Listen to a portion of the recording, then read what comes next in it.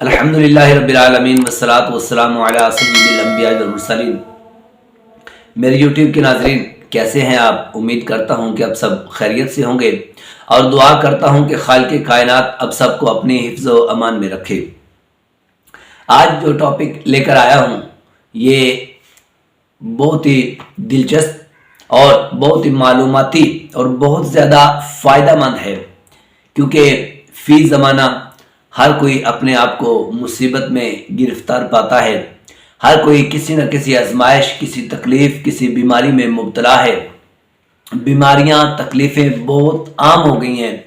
تو ذہن میں ایک سوال پیدا ہوتا ہے کہ کیا کوئی ایسا عمل، کوئی ایسا وظیفہ بھی ہے احادیث طیبہ میں ملتا کہ جس کے کرنے سے بندہ اس بیماری، اس تکلیف، اس آزمائش، اس مصیبت سے بچ جائے؟ تو جی ہاں، آپ کے اور میرے پیارے آقا مدینے والے مصطفیٰ رحمت للعالمین شب اسرا کے دولہ صلی اللہ علیہ وسلم نے ارشاد فرمایا کہ جو شخص کسی بھی آفت زدہ کو دیکھ کر یہ دعا پڑھ لے تو انشاءاللہ اس کی برکت سے اللہ رب العالمین اس آفت، اس بیماری اور اس مصیبت سے اس بندے کو نجات دے گا۔ لیکن شرط یہ ہے کہ یقین کامل ہو، پختہ یقین کے ساتھ، اس عقیدے کے ساتھ پڑھا جائے کہ میرے نبی نے فرمایا ہے، تو انشاءاللہ اللہ رب العالمین کی رحمت سے یقین ہے کہ وہ مجھے اس بیماری، اس آفت، اس مصیبت سے محفوظ رکھے گا۔ وہ وظیفہ، وہ دعا کیا ہے؟ نبی رحمت صلی اللہ علیہ وسلم نے فرمایا، الحمدللہ الذی عافانی مما ابتلاک بہ وفضلنی علی کثیر ممن خلق تفضیلا۔ یہ مختصر سی دعا ہے، اس کو یاد کر لیجئے۔ اور کسی بھی، اللہ نہ کرے، کوئی کینسر کا مریض ہے، کوئی ہیپاٹائٹس کا مریض ہے، کوئی شوگر کا مریض ہے، کوئی بلڈ پریشر کا مریض ہے، اور قسم کی بے شمار بیماریاں ہیں، اور اس کے علاوہ کسی کو کسی آفت میں، کسی مصیبت میں گرفتار دیکھا تو اس کو دیکھ کر یہ دعا پڑھ لیں تو انشاءاللہ اس کی برکت سے اللہ رب العالمین اس دعا پڑھنے والے کو اس تکلیف سے محفوظ رکھے گا۔ لیکن یہاں علماء نے ایک پیاری بات لکھی ہے، وہ بھی آپ کے گوش گزار کرتا چلوں کہ اتنی بلند آواز سے یہ دعا نہ پڑھیں کہ شاید ہو سکتا ہے دوسرے مسلمان کو اس کی دل آزاری ہو، اس کو تکلیف ہو، تو لہٰذا اس دعا کو اتنی آہستہ آواز سے پڑھیں کہ خود سن سکیں، تو انشاءاللہ اس کی برکت سے اللہ رب العالمین اس بیماری سے محفوظ رکھے گا۔ اور حوالے کے طور پر امام اہل سنت سیدی و مولائی امام احمد رضا خان فاضل بریلوی رحمۃ اللہ تعالی علیہ، آپ کا واقعہ ملتا ہے کہ آپ نے ایک تعاون زدہ شخص کو دیکھ کر یہ دعا پڑھی تھی، اور اس کے بعد آپ کو کوئی اور بیماری لگ گئی، تو طبیب نے کہا کہ ان کو وہی بیماری ہے، تو سیدی اعلیٰ حضرت فرماتے ہیں کہ میں اس وقت اتنی تکلیف میں تھا کہ میں بول نہیں سکتا تھا، لیکن مجھے یقین تھا کہ یہ بیماری مجھے نہیں ہو سکتی، اور اس کے بعد الحمدللہ آپ صحت یاب ہوئے۔ تو آپ نے اپنے رفقا اور اپنے مریدین و محبین کو بتایا کہ جب طبیب یہ کہہ رہا تھا کہ ان کو وہی بیماری ہے تو مجھے یقین تھا کہ یہ طبیب غلط کہہ رہا ہے۔ میرے جو طبیبوں کے طبیب ہیں، جو رحمت للعالمین ہیں، میں نے ان کے فرمان پر عمل کرتے ہوئے تعاون زدہ شخص کو دیکھ کر یہ دعا پڑھ لی تھی، تو انشاءاللہ میرا یقین کامل تھا کہ مجھے یہ وبا، یہ بیماری نہیں لگے گی۔ ہاں، ایک اور بات آپ کے علم میں اضافے کے لیے کہ 3 بیماریاں ایسی ہیں کہ جن کے متعلق فرمایا گیا کہ ان کو دیکھ کر یہ دعا نہ پڑھی جائے، کیونکہ وہ تینوں کی تینوں بیماریاں جو ہیں وہ بندے کے لیے رحمت ہیں۔ اور وہ کیا ہے کہ نبی کریم صلی اللہ علیہ وسلم فرماتے ہیں کہ ایک درد سر،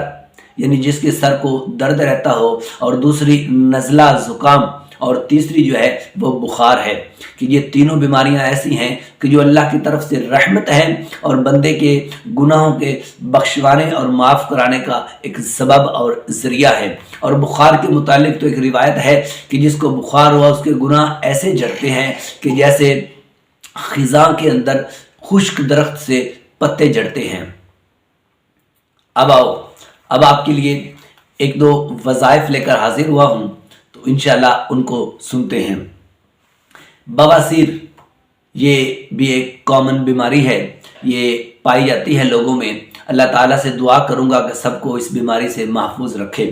لیکن خونی ہو یا بادی بواسیر، کسی بھی قسم کی بواسیر ہو، آپ یہ عمل کیجئے، انشاءاللہ اللہ رب العالمین آپ کو اس سے نجات اور شفا عطا فرمائے گا۔ علماء نے لکھا اور بزرگان دین نے فرمایا کہ 2 رکعت نماز اس طرح ادا کرے کہ پہلی رکعت میں سورۃ فاتحہ کے بعد سورہ علم نشرہ اور دوسری رکعت میں سورۃ فاتحہ کے بعد علم تری کیف فعل ربک باصحاب الفیل یہ والی سورت پڑھے، اور سلام پھیرنے کے بعد یہ دعا پڑھے، استغفر اللہ ربی من کل ذنب واتوب الیہ سبحان اللہ وبحمدہ۔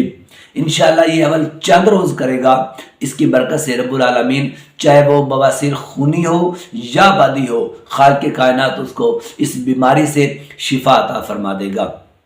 بخار ہے، یہ بھی ایک کامن بیماری ہے، اگر ہو جائے شدت سے ہو تو بخار والے کو چاہیے، ہاں پھر بخار کی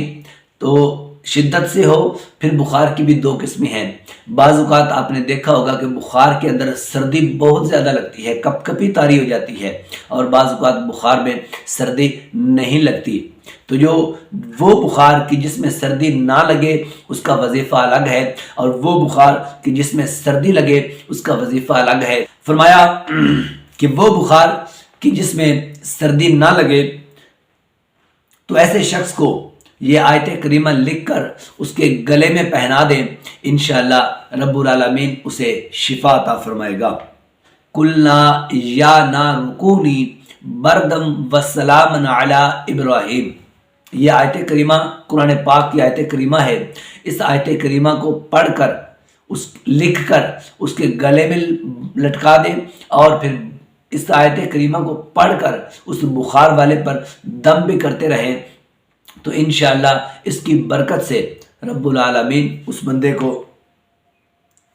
شفا عطا فرما دے گا، اس بندے کو اس بیماری سے اور اس بخار سے نجات عطا فرما دے گا۔ اور وہ بخار کہ جس میں سردی بہت زیادہ لگ رہی ہو، جس میں سردی شدت کے ساتھ لگے، کپ کپی طاری ہو جاتی ہے، تو اس کے متعلق فرمایا کہ یہ آیت کریمہ لکھ کر اس کے گلے میں باندھ دیں، انشاءاللہ رب العالمین اس سے شفا عطا فرمائے گا۔ وہ کیا ہے؟ فرمایا کہ بسم اللہ مجریہا و مرساہا ان ربی لغفور الرحیم۔ تو یہ آیت کریمہ ہے، یہ آیت کریمہ لکھ کر اس کے گلے میں پہنا دیں، انشاءاللہ اس کی برکت سے رب العالمین اسے شفا عطا فرمائے گا۔ یوٹیوب کے ناظرین، دعا کروں گا کہ اللہ رب العالمین آپ سب کو ہر قسم کی آفات و بلیات سے محفوظ رکھے۔ اگر میرا یہ ویڈیو پیغام آپ کو اچھا لگے تو میری ویڈیو کو لائک، میرے چینل کو سبسکرائب، بیل آئیکن کے بٹن کو کلک کر کے نیچے کامنٹس میں اپنی قیمتی اور خوبصورت رائے سے ضرور آگاہ کیجیے گا۔ والسلام علیکم ورحمۃ اللہ وبرکاتہ۔